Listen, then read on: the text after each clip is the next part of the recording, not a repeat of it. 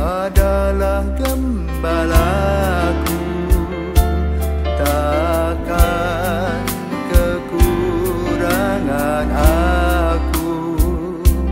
Dia membaringkan aku di padang berumput hijau. Saudara-saudari yang terkasih di dalam Kristus, selamat pagi. Salam jumpa lagi dalam Sabda Siap Saji.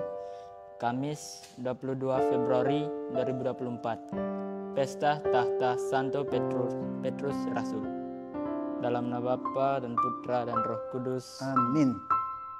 Gembala mulia Santo Petrus tercinta, semoga dosa kau ampuni segera dengan kuasa yang sudah kau terima untuk membuka atau menutup surga. Semoga Bapa serta Putra dan Roh-Nya selalu dipuji di seluruh dunia, jaya bersama meraja dengan mulia, sedari mula, kini dan selamanya. Amin. Marilah kita berdoa.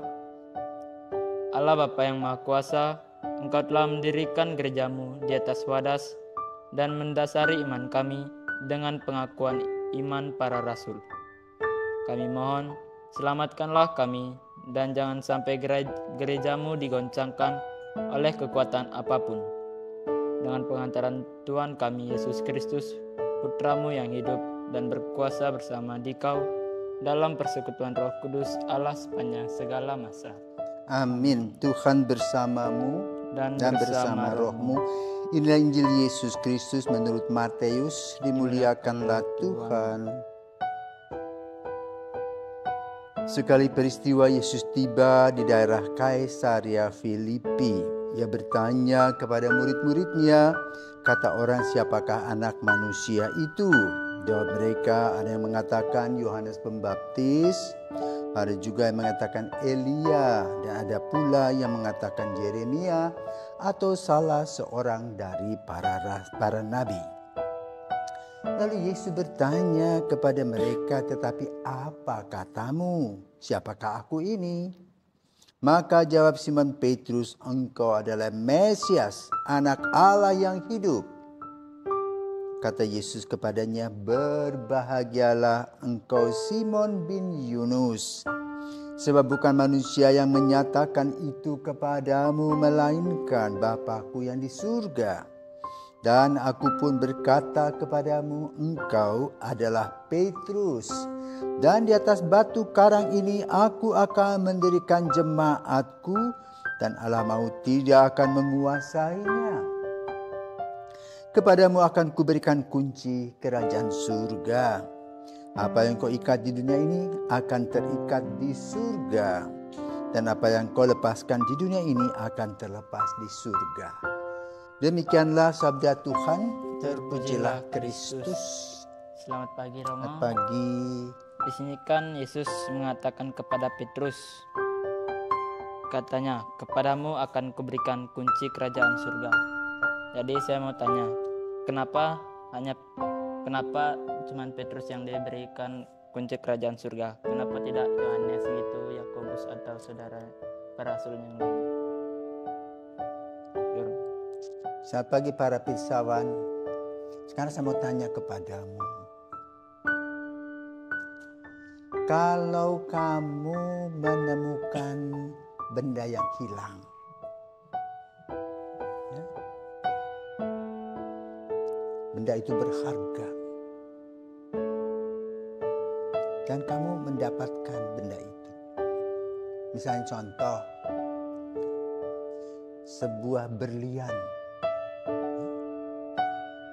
hilang, dicari dan kamu yang menemukan. Lalu kamu dengan kejujuranmu kamu membawa berlian itu, dan si pemilik itu mengetahui bahwa kamu yang menemukan. Pertanyaannya, apakah temanmu yang dapat hadiah atau kamu? Saya sama. Demikian pula Petrus, ya. Ketika Yesus bertanya, jawabannya tidak tepat. Sama seperti kita punya relasi, toh. Kalau relasi kita tidak tepat, ya kita tidak bisa menangkap programnya. Nah, para murid ditanya sama Yesus, menurut kamu siapakah aku ini? Apa jawabnya satu? Ada yang mengatakan Yohanes Pembaptis. Ada yang mengatakan lagi Elia. Elia. Ada yang mengatakan lagi Yeremia. Dan Atau Yeremia atau nabi yang seorang lain. dari para nabi. Nah, Yesus belum puas, tanya lagi pada yang beberapa orang. Jawabnya apa? Petrus mengatakan apa? Engkau adalah Mesias. Artinya bahwa Petrus mempunyai relasi yang dekat dengan Yesus sehingga dia tepat menjawab. Nah, kalau orang yang tepat di sini artinya bisa diberikan estafet kepemimpinan, ya. Artinya dia artinya integritas, punya relasi yang baik, punya komitmen, ya, juga punya solidaritas. Lalu kapan itu terjadi? Ini kan sebelum Yesus wafat, ya. Kapan itu terjadi? Petrus jadi pemimpin utama. Setelah Yesus wafat, Petrus mengalami dulu, belum dipilih nih, belum. Ya dia selalu menjadi koordinator di Yerusalem, ya. Ketika Emmaus, murid-murid Emmaus itu datang menceritakan pengalaman melihat Yesus, bertemu dengan Yesus itu, dia bergabung kembali dan terus dia bergabung bersama dengan Bunda Maria. Sampai akhirnya muncul seorang bernama Saulus yang menjadi Paulus. Mereka dikejar-kejar. Mereka dari Yerusalem turun ke Antioquia, di mana di Antioquia itu mereka disebut sebagai orang-orang Kristen, pengikut Kristus. Dari sana dikejar oleh Saulus, lahirlah Stefanus yang menjadi martir. Sejarahnya begitu, ya. Kemudian Paulus berkeliling ke pusat dunia bernama Roma. Lalu mengajak Petrus pergi ke Roma. Ternyata di sana adalah kota penuh dengan batu karang. Buktinya di sana ada katakombe, kuburan di bawah jalan. Jadi ini kuburan, di atas itu jalan raya. Bayangkan, ya. Kalau bukan batu karang nggak bisa, ya. Dan itu memanjang, ya. Kalau kita bayangkan ini loh, katakombe itu dari sini sampai di Buduk sana. Panjang nggak? Panjang. Kalau misalnya bukan batu karang, dia sudah tertimbun orang di bawah, kan? Ya, maka disitulah kemudian Paulus merefleksikan, ini yang disebut Yesus batu karang itu. Itu Petrus ditarik ke sana. Barulah di sana dia menjadi pemimpin. Maka kalau kita ada waktu nonton film Quo Vadis, ya, kamu kemana? Nah, itu gambaran Petrus. Jadi Paulus itu sampai di Roma bersama Petrus, menggalang satu komunitas yang disebut gereja Katolik umum.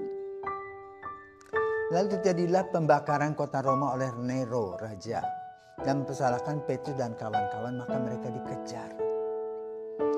Yang orang tertangkap yang pertama itu Paulus.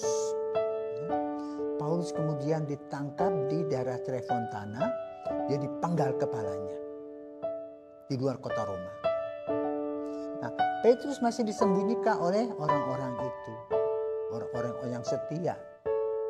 Sampai di perbatasan desa Vatikan, mungkin kira-kira di perempatan ke sana, ya, di Tuke itu, dia melihat Yesus.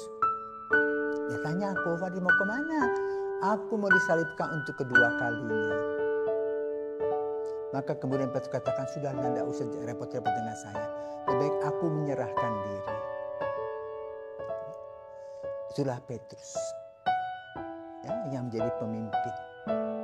sudah mengkoordinir, maka dia adalah paus yang pertama. Hari ini kita memperingati kepausannya. Ya, seperti itu. Maka kata-kata Yesus adalah, engkau adalah Petrus, di atas batu karang ini aku akan mendirikan gerejaku. Dan benar, sampai tahun 2000-an gereja ini, Katolik ini masih tetap berdiri dengan tata aturan yang sama, mirip di sana. Hanya ada perubahan-perubahan sesuai dengan zaman. Pada awal mulanya para murid menikah, tetapi ketika mereka sudah menjadi pewarta kabar gembira, ternyata pernikahan itu tidak menguntungkan untuk perutusan dan juga untuk pergandaan umat.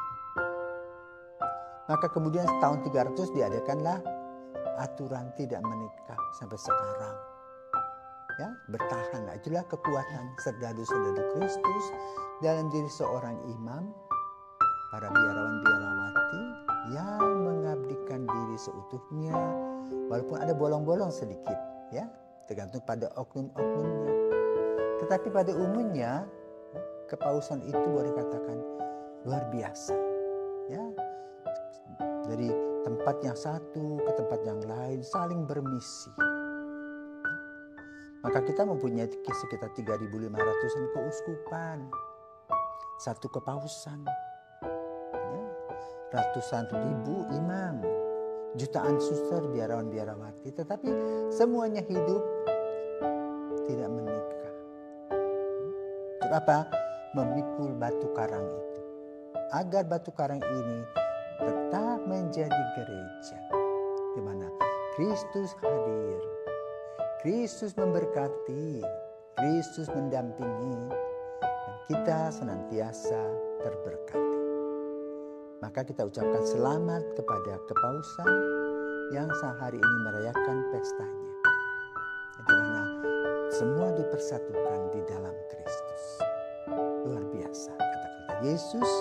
Dan yang kedua dalam Injil pada hari ini berkaitan dengan sakramen imamat, yang mana boleh memberikan berkat bagi orang yang mengakui dosa. Ada dosa-dosa yang ditahan.